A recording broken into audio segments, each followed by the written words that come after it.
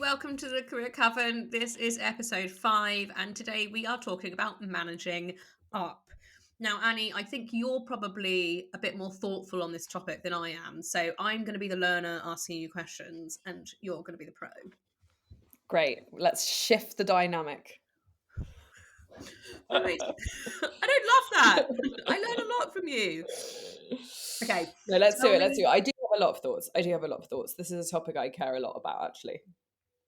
And do you care about it because you're talented at managing up, or you know how you like other people to manage upwards to you? 100% the latter. The latter. I don't think I can definitely talk about how I personally am managing up. I think there are ways in which I'm really easy, and I think there are ways in which I'm actually not easy to manage, which is one of the sort of core bits of advice, isn't it? That you get given, just be easy to manage. Um, but yeah, it's much more from the perspective of I feel that I know what I want from the people I am managing. I know how I want them to manage me.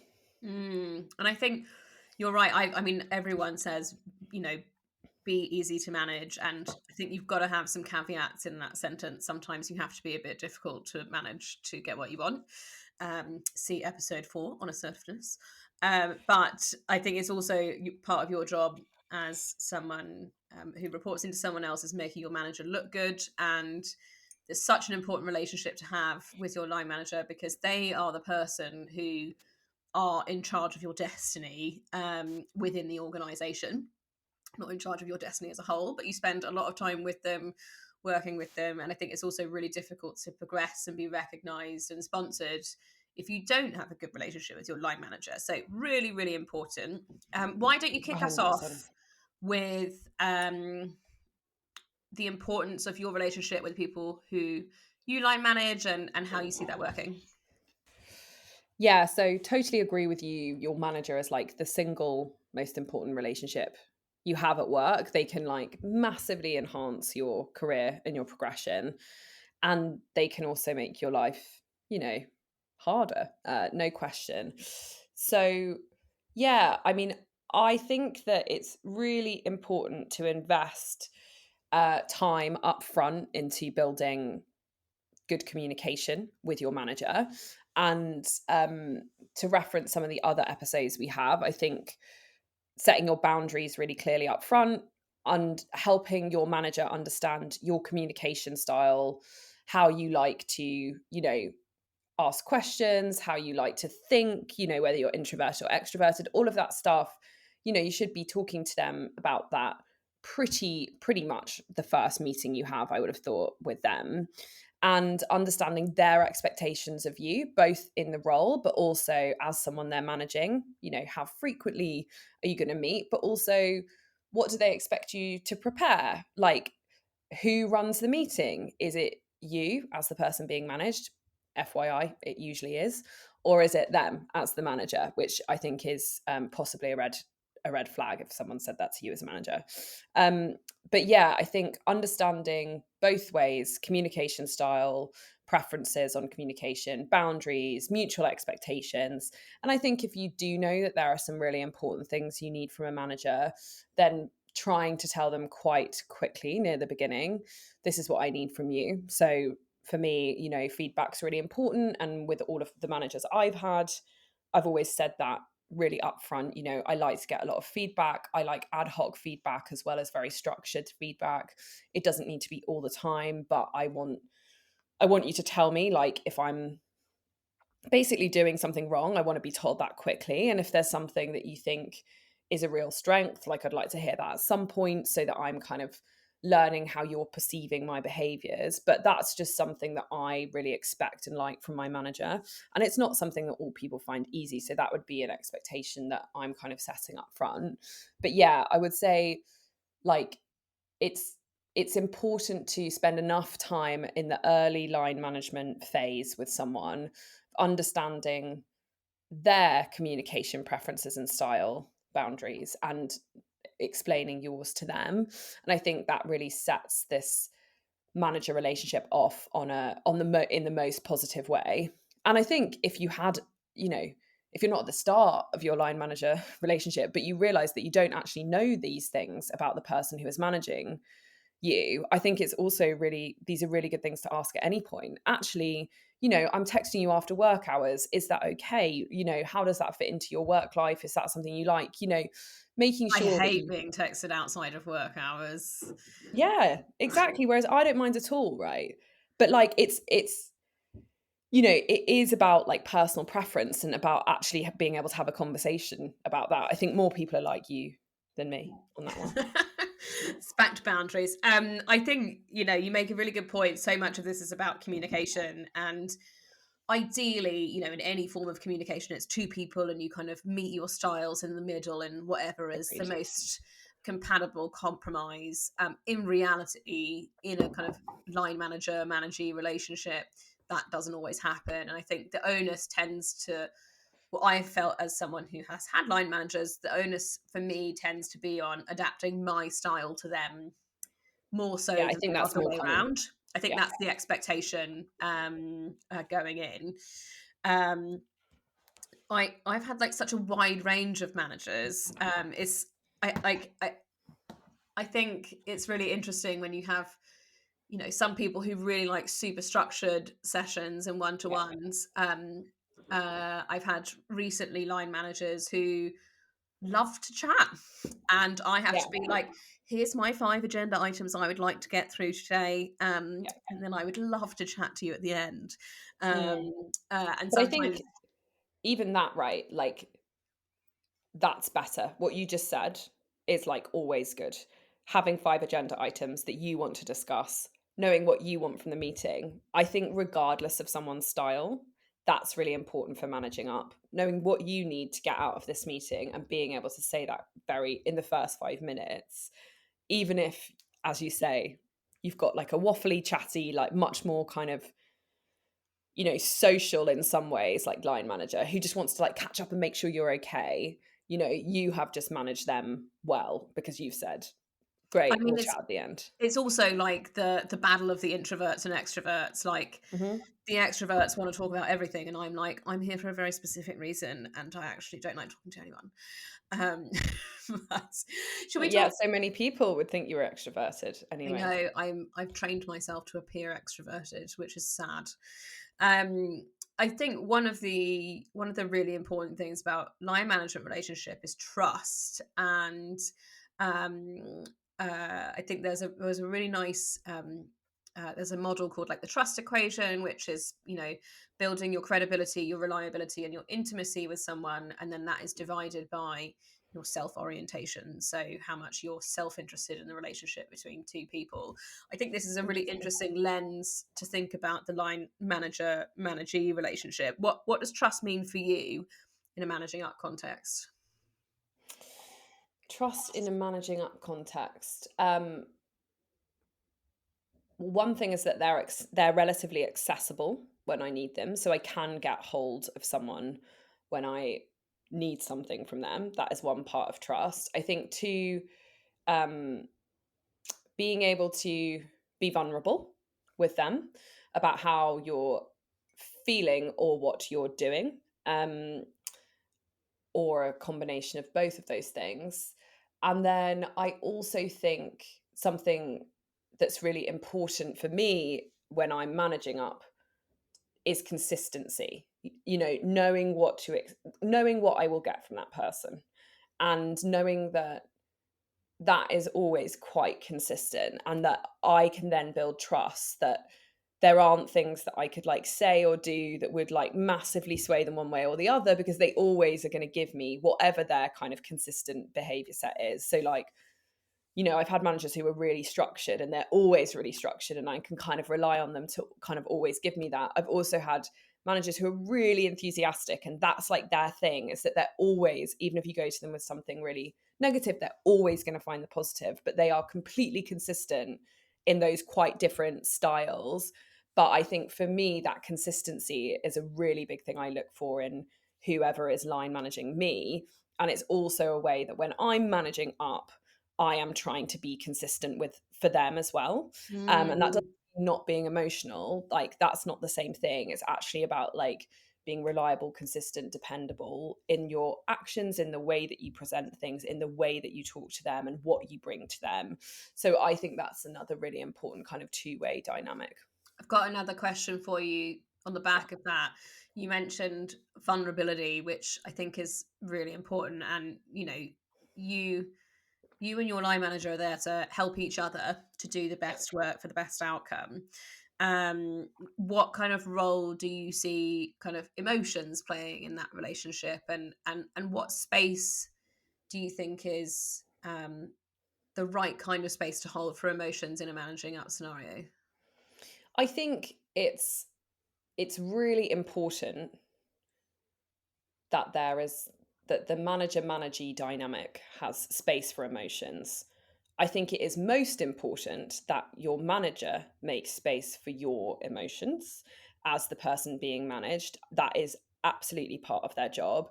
They have a pastoral role for your care in the workplace, unlike any other colleague. They are the one who is kind of tasked with also making sure that you are actually okay.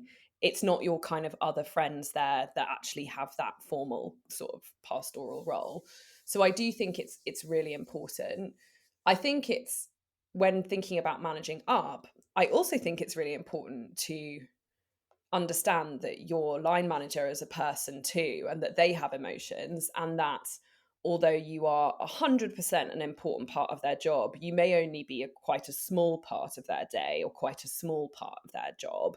And I think that one thing that can be really difficult with managing up is actually realizing that and sort of ingesting it, that your success is not your line manager's sole job. And That's so I think, true. I've never thought about that actually, because when you have a line manager who's got, let's say, 4 or 5 other people they're line managing, you are whatever, 20-25% of the proportion of their week and headspace that is devoted to line management, yeah, rather than that you being the most important relationship.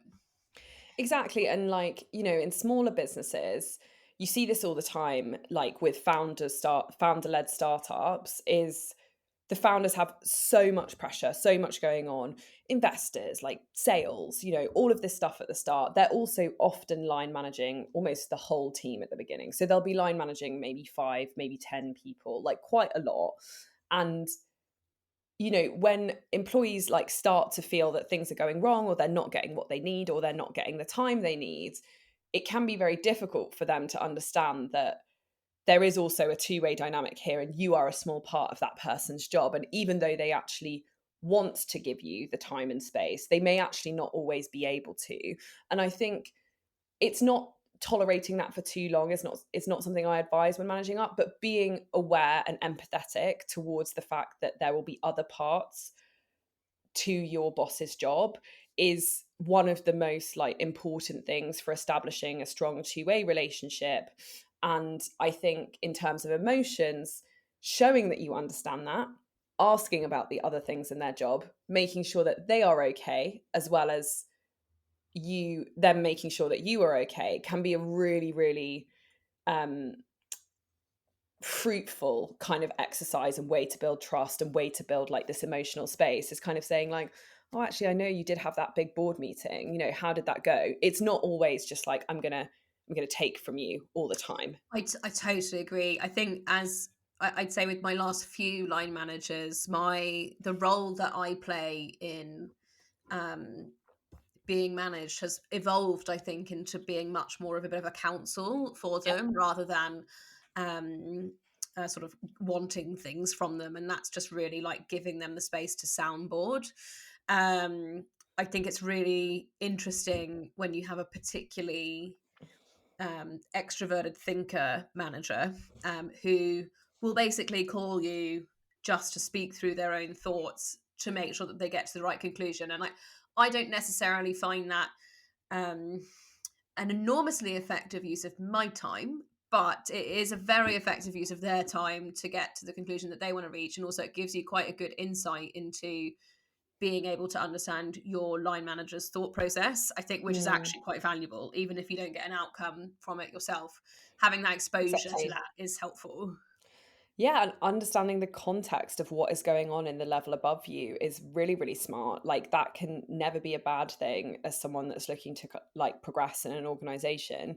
And I think that you're absolutely right. You know, as you get more senior and you step up from being kind of a junior to a mid-level to like where you are now, which is, you know, it's very senior, that line manager relationship does get more, it gets more equal, frankly. Like it gets more um yeah, it gets more counsel, advisory, because they respect your opinion and they know that you are there to also help them do their job well. And so part of that will be letting them actually also be vulnerable with you and say, "Oh my god, I'm really freaking out about this meeting. Can I talk through all of this stuff?" And even if you're not in the meeting and it doesn't relate to your day job, that can be really impactful for them.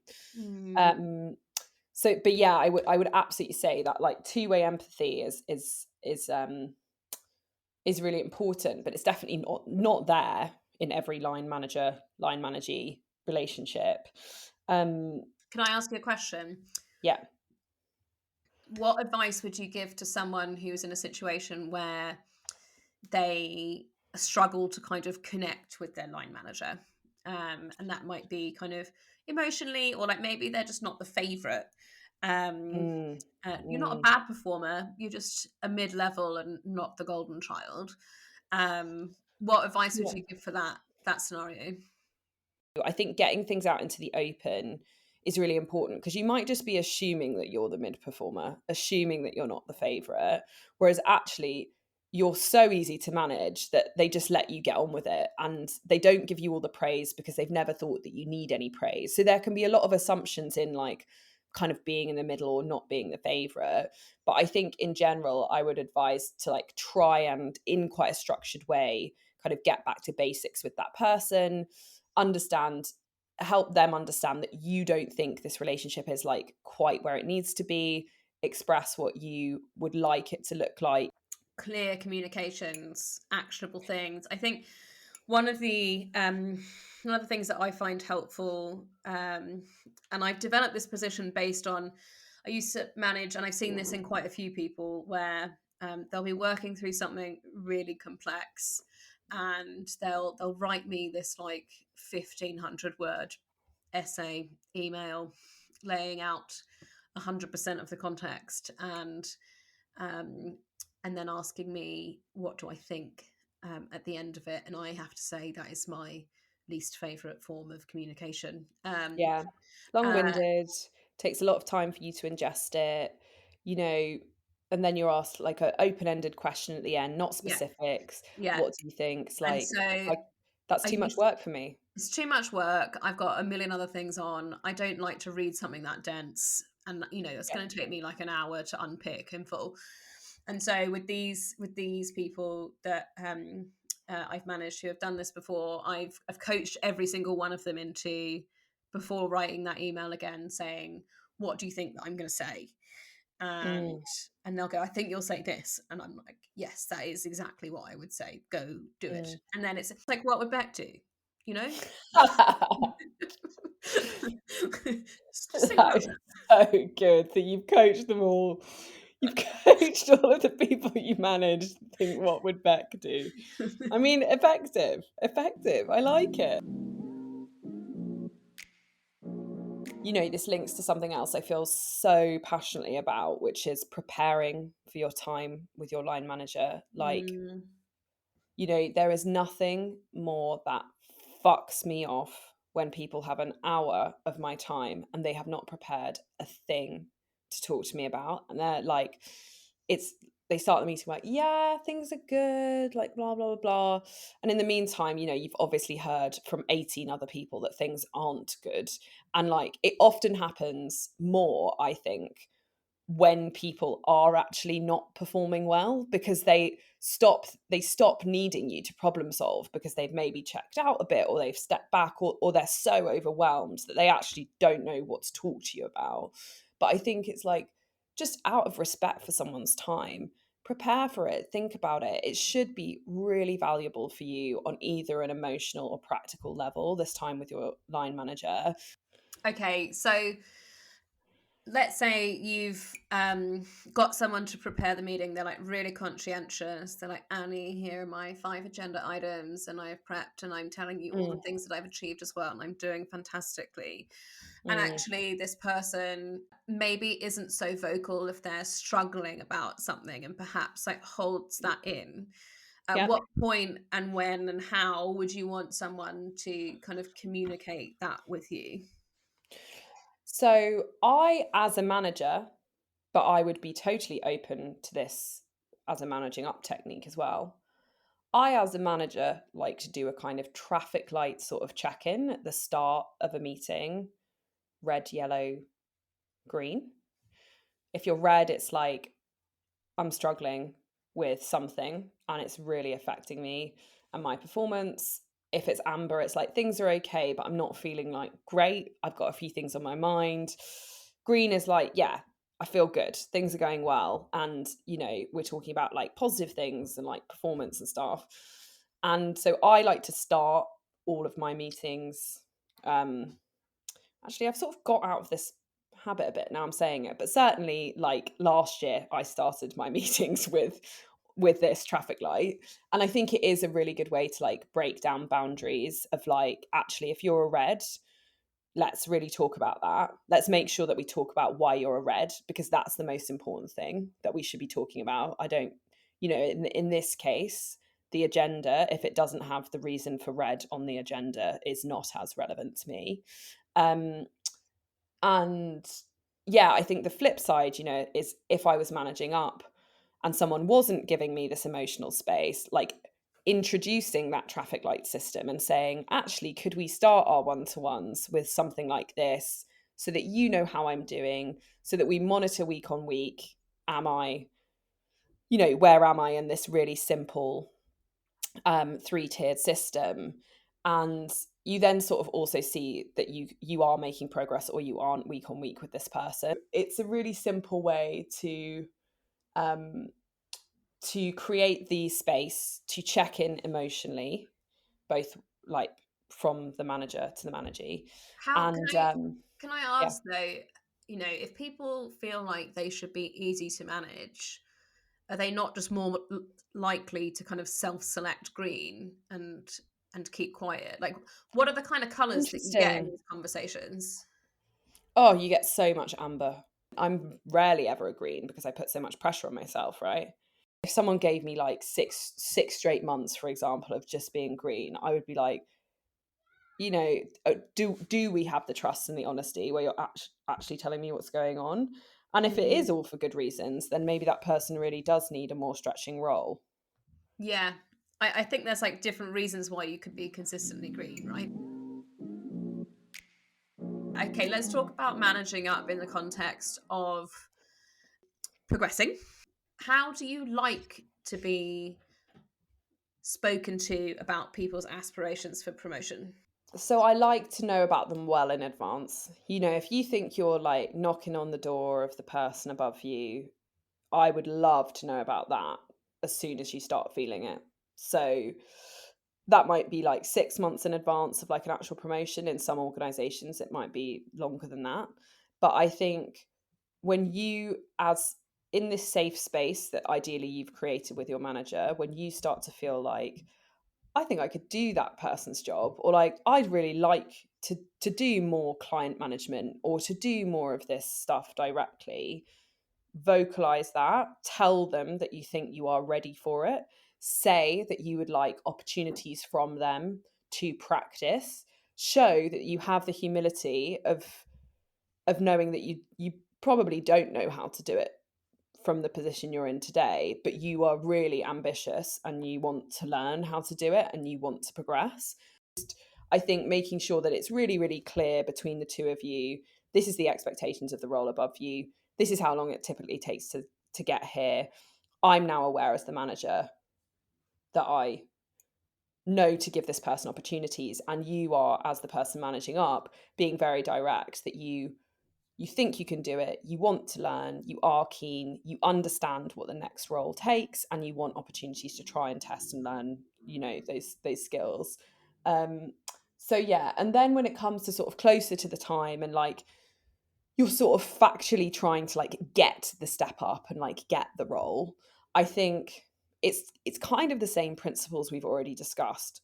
Clear examples of what you think kind of hits this performance, feedback, like mutually any kind of feedback you can collect from other people that evidences that you have met this criteria, being really clear on how disappointed you would be if you haven't met that and what the implications of that disappointment might be. Like, I want to know if you're going to leave, Yeah. and I think in the ideal, and this is quite rare, but I do think in the ideal line manager relationship, you can say that. I've certainly had a couple of line managers who I have absolutely trusted them and told them, I don't think I'm getting the professional growth I need here, and therefore I'm probably going to leave. And they have been really comfortable with having a very open conversation with me about whether they agree with that, whether there are opportunities in the organization, and like that they would support me to leave if that was my decision. So I think that's like the pinnacle, right, of line management relationship. Yeah, although, like, you're placing a lot of onus on that being a good line manager there. So I think in a lot of my roles, I have been fairly honest about the nature of my exit, and that's normally, like, I'm seeking a promotion, or I feel like my time in this organization is done, but I've loved it. Thank you so much. Um, there are scenarios in which I have and haven't given that notice. There is one time where I have given that notice and it's really bit me in the arse. Like, I got cut out of a Interesting. bonus Ooh, prematurely, which I was really cross about. So I think actually, I in in my circumstances, I would temper that with the amount of trust that you have in that relationship, because if you yeah, don't necessarily trust that person, then agreed. they're not owed the courtesy of Yeah. that information. No, totally. To go back to the question, on the progression conversations, it's like it is that stuff. It's clear examples, structured, making it really well evidenced. Make it easy for me to promote you. Do you know what I mean? Because as Mm, we have discussed in previous episodes, there's a lot of admin in a lot of organizations to move someone up. And if you are sort of doing some of that work for me, dream. Where it's really difficult is when someone just out of the blue, and I'm sure you've probably had this more than me, just sort of says, yeah, I think I'm actually this role now. I think I'm actually performing at it and I want to move up, because it's so hard to retrofit conversations if that's not the case. yeah, You know, I've had loads of those, loads and loads, and there's like really not very much you can do about that at that point. And I think it's much easier as a manager to have that conversation when it starts as a kernel of a thought and you can develop it together. But when it has gone and sort of blown up in the individual's mind in isolation without voicing it, it's really difficult to row that back and apply it in the correct way that would mhm, make them worthwhile for that promotion. yeah, I think people just get caught up in their heads a lot about what they think they are, and where they think they should be, and seeing people who are more senior than them, and they go, well, I could do that, so I should be doing that, and I should be getting paid what they're getting paid, and all those sorts of things. And that's when someone has gone that far down the path, yeah. it can be really difficult to have a conversation with them about like what's realistic and practical. What happens if either the line manager or manager just doesn't like each other? How's managing up in that context? I think it's actually probably harder to manage up well than for the manager. Like, I have managed people I don't like personally, but I have still, I think, been quite consistent in my kind of manager techniques. I think it is much harder if you really don't like and trust the person you are trying to manage up with. If you don't think that they listen to you, respect you, like you, it is factually difficult to establish the trust that you need for a good line manager and line managee relationship. First thing, try and talk about it, try and address it. There may be some hidden assumptions there. But honestly, if you actually think they personally don't like you, I'm not sure that that's going to be a very conducive work environment for you to like persist in. You know, assess whether there is something you can do to build that relationship up. possibly give it a timeline of like, I want to put effort in for a few more weeks to see if I can like crack this nut and blah blah blah blah. But I wouldn't expend years of your life trying to make someone like you on a personal level that you feel really doesn't, because it is hard to be vulnerable, trusting, if you actually feel that the person that has the most sway over your career doesn't like you. The biggest blocker to my progression is my manager. Well, if that's honestly true for you, leave. Like, I really believe that. I think But this is so interesting though, because it really depends on your perspective. Like as you were just talking, I was thinking about one example that I've had, where I was managing someone in an organization, and they were, I'd say, right on the cusp of low performing for quite a long time, and I was investing a lot of effort to move that up, and they perceived that as um, probably not an experience that they enjoyed. And mm, we've discussed this, I'm fine not to be liked at work, that's okay for me. But this person then went on to start talking about me quite mm, poorly to other people yeah, yeah, around, became really quite toxic. And when you're line managing, well, actually, let me give you the inverse advice. If you were the person in that position, I would advise you not to speak to others widely in the yeah, organization agreed. about that, because Yeah, all that does is get back to me via yeah, many means, always, and that is a always. total erosion of Yeah, trust. total It's erosion of trust. very, very difficult.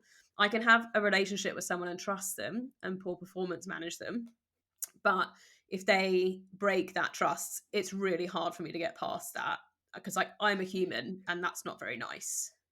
Yeah, and I think for the person managing up in that situation, the right thing to do from my perspective would have been to have a conversation with you about how they were perceiving your style, because you were actually trying to help them, but it may have come across as like micromanaging, for example. And what they needed to do, I think, in that scenario is say, what's going on? Like, it's feeling a bit like this. Can you help me understand what's happening here from your perspective? Because for me, I'm experiencing it like this and I'm starting to feel XYZ. And, you are perfectly capable of having that conversation. And it might have also gone very badly in this case. Like, that might have ended up being a not good conversation. It might not have helped. But Mm, definitely, I agree that, like, trying to solve an interpersonal relationship outside of the interpersonal relationship is probably not a good thing generally, right? Like, there's not going to be someone that could whisper in Beck's ear, like, can you be nicer to Annie? And that's actually going to solve that issue, right? Like, it's going to be Beck and Annie's conversations that build like the relationship back up. But yeah, it's there are, many people who are very, very conflict avoidant. And so having that managing up conversation would be very hard. But I think the great irony maybe in this situation is if she had been able to have that conversation with you, you probably would have like quite respected that she had. mm, And it probably would have built more trust in her, like self-awareness, for example. And you might have felt differently about like some of your style. But yeah, that's not good. That's not good vibes. It's never gonna help. It's just not gonna help. I've had that before as well, by the way. Like, I totally have. And good and bad, really. You want to be able to talk about it with your line manager. So you also want to be able to like give really positive feedback directly to each other, as well as give really negative feedback directly to each other. But it is hard. It is hard to create that space, especially when you feel like someone is in control of your destiny. And I think lots of people do, in some ways, rightly think that their line manager is kind of in control of their destiny at work. And it takes quite the move to outmaneuver your line manager. Like, that's the mm. truth. I think a lot Um, of people think they can do it, and I'd say in all scenarios they can't. Like, it's very hard. I've rarely seen that happen, I have to admit. Like, it's not common for people to, if your line manager really thinks you're the worst, if you then want to make a lateral move, it's still going to matter what that line manager says. That lateral, that's still going to be the most important reference for your lateral move away from them. And I'm sure it has happened and I'm sure it does happen, but in general, it's quite rare to outmaneuver your line manager. And I would also say, having gone through some of this myself or in the other side of it, whenever HR gets involved, they will be on the line manager's side, always, Agree. always. 100%. I mean, I haven't worked in many organizations with, like, a really mature HR function, but I have worked in a couple, and 100% that resonates, like, 100%. They will default to the side of the line manager. Correct. It would take a lot for that to change, Yeah. and I think I perhaps have been naive earlier in my career in the scenario where I said I got cut out of my bonus that HR actually might see some sense in something, um, but no, they don't. They don't. Yeah, They're there for and the business. They're exactly. there for the organisation. They're there. That they will default to the senior rank.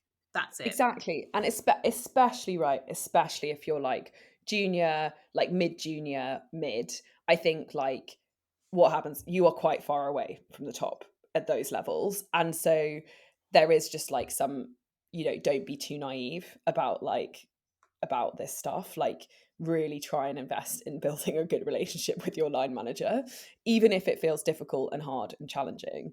Um, practically sometimes well, actually, I do this a lot. I, like, write things down that I find hard to say, and then I say in the meeting, Can you not interrupt me? I'm actually gonna read something. I've written it down because I find it quite hard to have conversations like this, and I'd really appreciate it if you just let me kind of talk about this kind of start to finish." The majority of people, if you ask them not to interrupt them and you tell them you're finding what you're about to say quite hard, won't interrupt you and will let you at least speak and get it out into the open. But I find it easier in those, like, really quite vulnerable moments where I feel really uncomfortable potentially addressing something, to have it written down and to feel like I know that I'm prepared, I've thought about it, and I'm actually going to get this across in the right way, even if I do sound like a bit of a robot sometimes. That's okay. You just do whatever you need to do to get the words out in the right form. I think that's Exactly. great. I love that. Okay, well, the first question, which I think we feel the same on, but I'm going to ask it to you because you've been asking me a lot of questions. How would you handle your boss getting in the way of your progression? So, I feel quite strongly about this one that if your line manager is the person blocking your progression, you need a new manager. Like, you need a new job. Your Agreed. manager is going to be the person who enables your progression and does the 6 months of admin and does all of those things to open all those doors for you. And if they are giving you signals that they are actively disinterested in doing that, I'd say that's going to be a hard slog and it's probably time to move. Yeah. Um, that there might be, if I'm interpreting the manager's position a bit more generously, it could be that they might not think that you're ready, or they might think that these are the things that you need to work on, and actually these are the particular deliverables or behaviors or those sorts of things that they would want to see demonstrated, but they would owe you that feedback to Yeah. tell Agreed. you that you needed to do those things in order to be able to progress. If they haven't told you that, they also might be conflict avoidant, but you also can't change who you're being managed by. So I think in both of those scenarios, if you feel like you're genuinely boxed in, it's probably time to go. Yeah, I agree. I think the only thing I would say is I have met people with a kind of fictional belief that their line manager is blocking their Mm, progression. So I do think it's important to make sure that that's true. So, like, have a conversation with them, say, "This is how I'm feeling because of XYZ. Is that true?" And that at least gives them an opportunity to give you this feedback.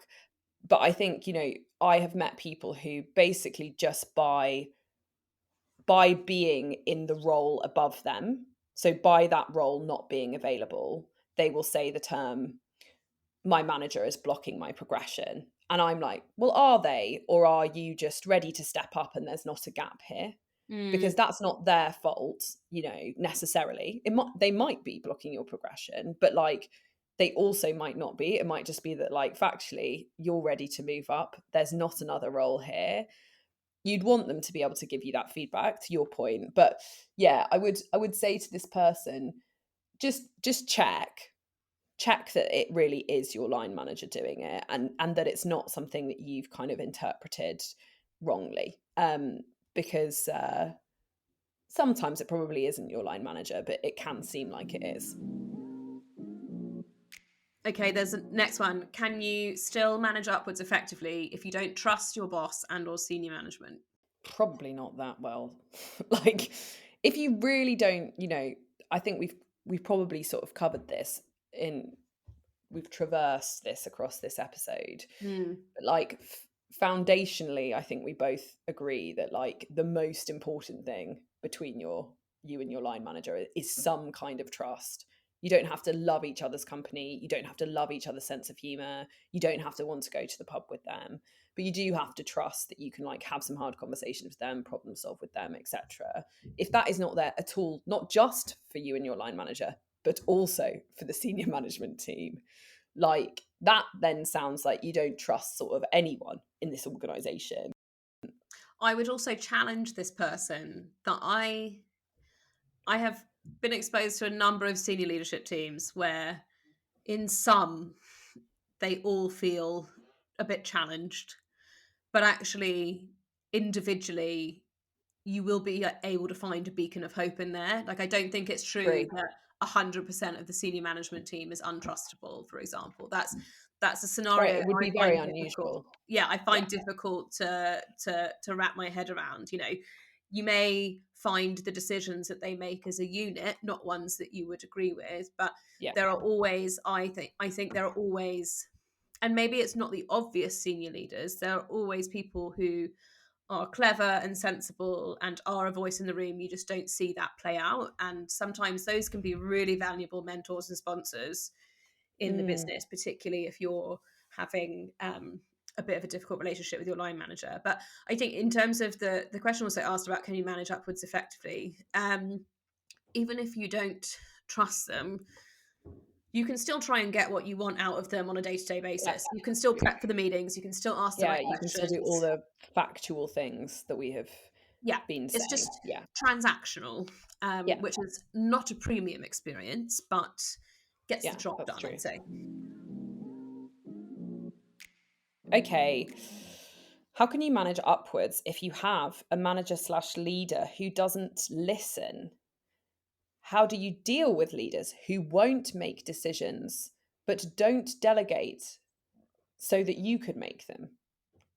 Probably two different. Let's start with the listen one. How can you Mm. manage upwards with someone who doesn't listen?